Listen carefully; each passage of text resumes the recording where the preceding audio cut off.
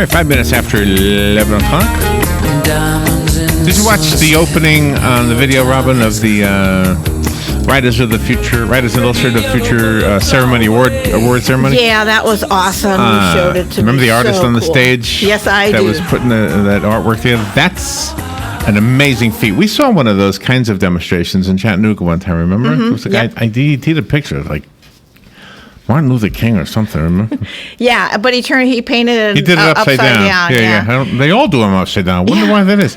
But this guy paints with both hands at the same time. I know. He's awesome. I can eat with both hands. I can do that. Rob Pryor is on the phone. He's one of the foremost pop artists in the world whose career spans over 30 years. He's an illustrator, a screenwriter, a storyboard artist, a comic book artist, a director and producer of films and music videos. He was the artist on the stage of the Writers of the Future Volume 33 Awards ceremony, which we enjoyed. Of course, I must admit, I was a little distracted by the girls with the fire. But Rob Pryor kept my attention too. Good morning, Rob. What an honor. Thank you. Good morning. How are you guys doing? Yeah. You know, the girls running around with the fire. I was more distracted by the heat because I couldn't see them. So, are they trained to carry that fire? I sure hope so. All right, I have a question for you. You know the artist Peter Max? I do. Okay. We had him as a guest one time on the phone, just like you're on the phone. And I asked him if he liked being called a pop artist, and he took a while to answer the question. And I took that little pause. I tried to read between the lines, and he said, no, I'm okay with it. But I thought that little pause told me he wasn't really okay with it. Because his art is his art. So I'm asking you the same question. Your notes here say pop artist, but you're an artist, period. Why the word pop? Do you like that? Oh, wow. I understand the pause. How I look at it is, I'm first and foremost, I'm an artist. A pop artist just means really, effectively nowadays that we do things that are popular now. I made my career, early on as a comic book artist. And I carried that through. That would be considered more of a pop artist. But I have my gallery show stuff, which sort of is right in between pop art and fine art. And if you ask me, I prefer abstracts. Oh, okay. You mean you like making abstracts? Oh, yeah, absolutely. Absolutely. If I could just paint abstract for the rest of my life, I'd be okay. But a comic book done in abstract would drive everybody nuts. Well, isn't that the idea?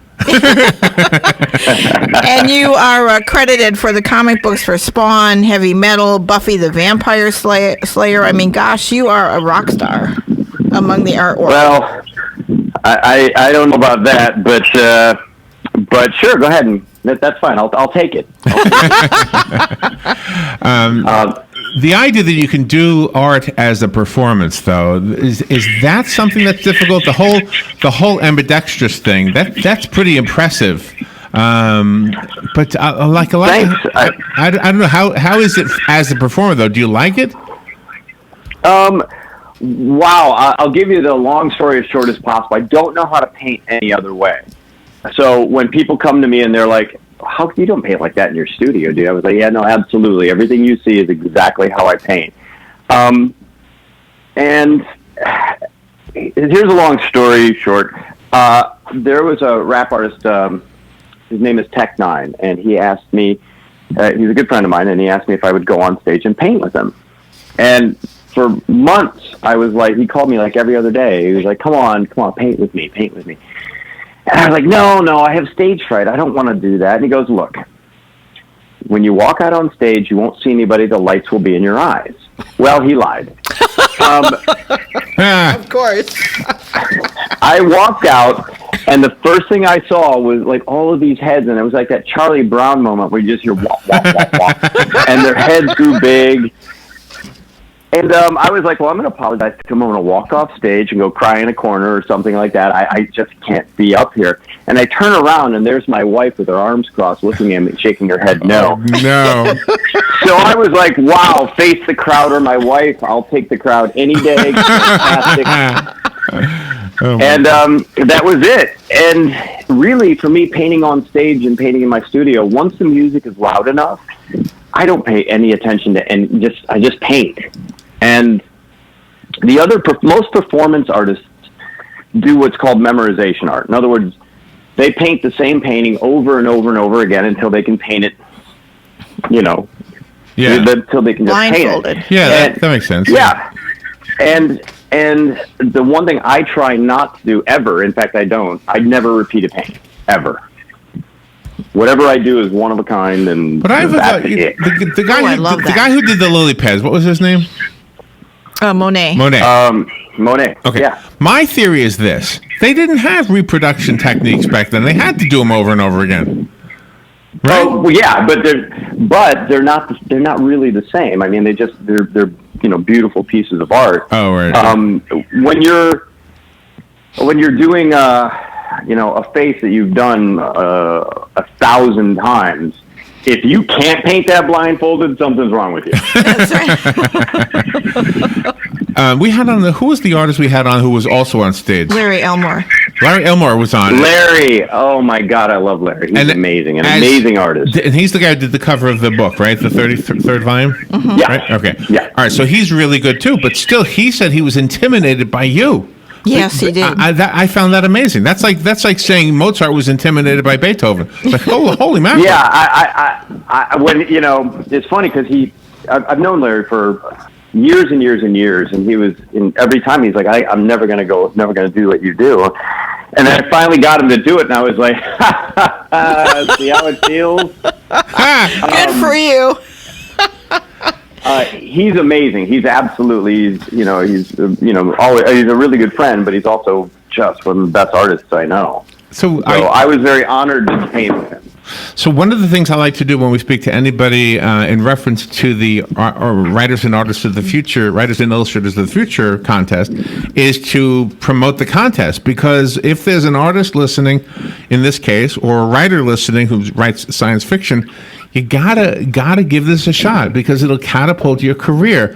What catapulted your career in your early days? What did that for you? Stupidity. No, I don't know. I was published at 13 and internationally published at 15. Wow. My actual career, I mean, in comics, it got boosted by Spawn. When I did Spawn, it sort of like went crazy from there. Mm-hmm. And different things in my life, at different times, really catapult things. But I was being trained to be an artist literally from birth. Wow. So I didn't really have a choice. There are many talented people in every community. So the one that we speak to, if you're listening, you're an illustrator, you're a writer, you got to check it out. It's real simple. Go to writersofthefuture.com. Absolutely. It's free. You'll get some great constructive feedback. Even if you don't win, you'll be better off because you've participated from what we've heard. And Rob Pryor, thank you so much for being on the air with us. Are you one of the judges? I can't remember. Yeah. Yes, I was one of the judges and a presenter, and I will say this is, bar none, this is the best contest for anybody because even if you don't win, you get to be seen, by so many professional artists and companies, and the writers get to be read by so many people that your career just it can elevate beyond anything you've ever imagined. Yeah. So I always say, just do it. It's an amazing competition. Yeah, I spoke to who's the president of Galaxy Press? What was his name again? John Goodwin. John Goodwin. Yeah. I told he said he was disappointed because we haven't sent him a winner yet. I said we will. We'll send you a winner one of these days. We'll send you one. Rob Pryor. Let's see. So we can check you out. You have a website, robpryor.com, right? robpryor.com, and on all the social media things, it's either Prior to Art with the number 2, Prior to Art, or Rob Pryor Official on Facebook. Okay. And where are you? Are you in LA? I'm in LA, yeah. Okay, because I want to be back in LA, Rob, and I'm going to go back. Nice. Thank you, Rob. Thank you for being on the show with us today. I'll definitely come back. Hope we get to meet you one day. Absolutely. Come on down. I'll drag you on stage and paint with me. Nice. All right. You asked for it. All right. All right. Thank you, guys. All right, we'll be right back. Bye now.